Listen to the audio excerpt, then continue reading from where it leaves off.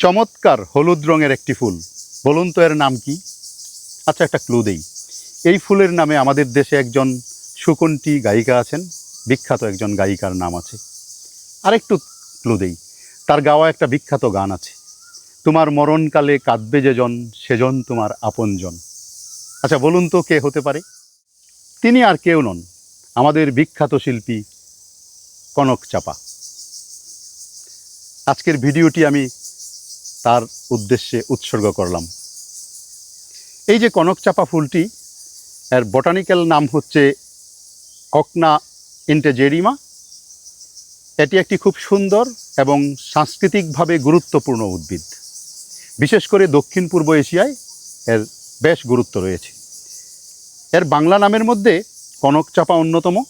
এছাড়া রামধন চাপা, ইংরেজি নাম মিকি মাউস প্ল্যান্ট। কনক চাপা নামটি কেন হলো?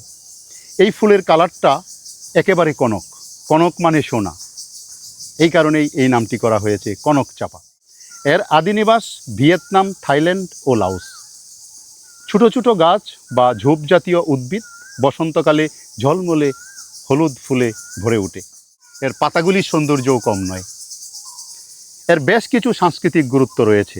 ভিয়েতনামে নববর্ষ উৎসবে এই ফুল ব্যবহার করা হয়। তারা এই ফুল সৌভাগ্যের প্রতীক হিসাবে এবং সমৃদ্ধি হিসাবে ও নতুন শুরুর প্রতীক হিসাবে অনেকেই তাদের পরিবারে ঘরে সাজিয়ে রাখেন।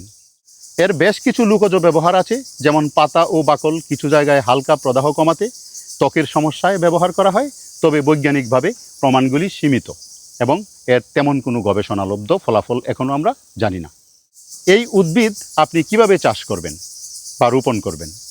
এটা রোদ খুব পছন্দ করে, ভালো নিষ্কাশনযুক্ত মাটি দরকার। বীজ বা কাটিং দিয়ে জন্মানো যায় এটাকে। তবে পানি জমে এমন জায়গা হলে এই উদ্ভিদ রোপণ করলে কখনো ভালো হবে না। যদি পোকামাকড়ের আক্রমণ হয় তাহলে নিম তেল অথবা আকন্দ পাতার রস স্প্রে করে দিলে ভালো উপকার পাওয়া যাবে। সতর্কতা, বীজ বা গাছের কিছু অংশ বিষাক্ত হতে পারে, খাওয়ার জন্য মোটেও এটা নিরাপদ নয়। এই গাছটি শুধু সৌন্দর্যের জন্য নয়, বরং সংস্কৃতি ও ঐতিহ্যের সাথেও জড়িত। ফুল ঝরে যাওয়ার পর এর যে বীজটা দেখতে বেশ দৃষ্টিধন্য হয়। এত চমৎকার একটি উদ্ভিদ হচ্ছে এই কনক চাপা।